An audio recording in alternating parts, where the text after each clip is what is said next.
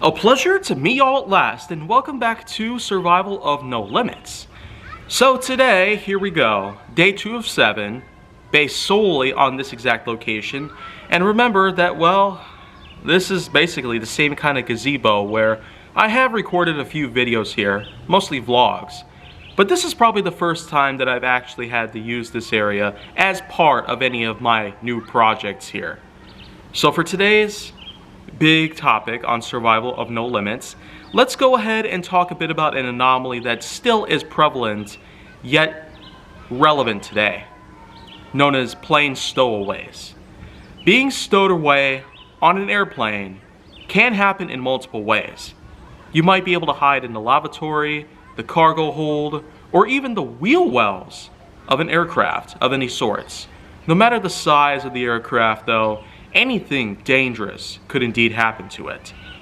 Of course, we remember at one point where the infographics show actually goes into a lot of detail on how plane stowaways are indeed in all sorts of trouble whenever they're trying to get a free ride on an aircraft to another destination. So I almost feel like that I'm doing a bit of a disservice here by kind of repeating the same old topics that they themselves have talked about. But the thing is, this is my own series, and this is in fact my own sort of inspiration that comes along from creators like them. So I'm going to try my best to explain how plane stowaways are indeed a terrible idea. Stowing away on an aircraft, of course, is extremely dangerous. Oftentimes it can be deadly, due to a big number of factors. 5 good examples would include the fact that you're in an extremely cramped space. Sometimes it can be almost like negative space in a way, where sometimes the plane's wheel wells can close up and eventually they could indeed result in crushed bones and the like. And this is because you cannot really see what's coming because of extreme darkness that comes in. Sometimes the wells themselves can close up and there's zero lighting on the inside, which of course would be pretty bad news for the most part. Then there's the process of when the plane is actually in takeoff. You're going at extremely high speeds, usually hundreds of miles per hour at a time, and this can be pretty tricky to try and hold on to these, well, the wheels themselves with all your might. Then there's extreme cold, resulting in hypothermia, or even worse, extreme freezing temperatures that are deep in the negative zone, pretty similar to how if you were going up to the North or the South Pole, where temperatures are very similar over there, temperatures are extremely low when high up in the air. And then of course there's the process known as the bends. I'm going to talk a little more greater detail on that in the next episode, but anyways, one big problem out there is the fact that a lot of times most stowaways don't even make it to their destination, and it's because they can lose consciousness. Either it could be from the cold, or it could be from the extreme lack of oxygen, or it could be from the fact that they get crushed by the wheels when the landing gear basically sets inside of the wells themselves. Or it could be from a variety of other reasons as well. So the thing is, stowing away on an aircraft, or basically stowing away on a lot of things, can prove to be more than just lethal in any ways.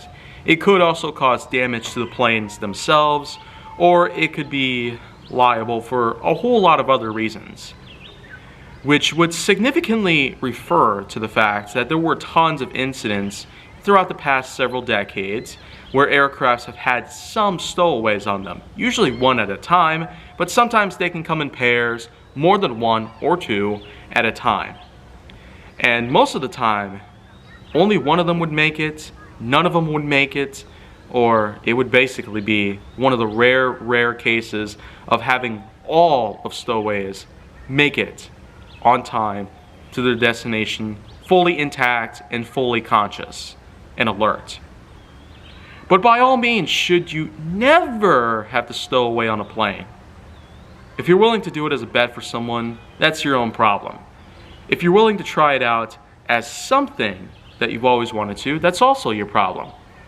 But then of course there always comes the one and only mystifying example of how someone actually does it because they cannot afford a ticket or anything else. Lots of people are extremely desperate to try and find free rides to get into another country or another state, and most of the time it just doesn't seem to work the way it should be. And it is for a good reason after all. Not everybody is expected to survive on all of these parts. But it does go to show, anything could indeed happen. So in which case, that's just kind of how it is. You don't expect something like this to happen every time, but yet we do have these kind of problems that we have to learn to live with every day. And so that's going to conclude it for today, but I will talk a bit more about the bends process next episode. Until then, if you want to see more go down on my channel, make sure that you like, subscribe, comment, follow me on social media, and stay on the Hollywood side.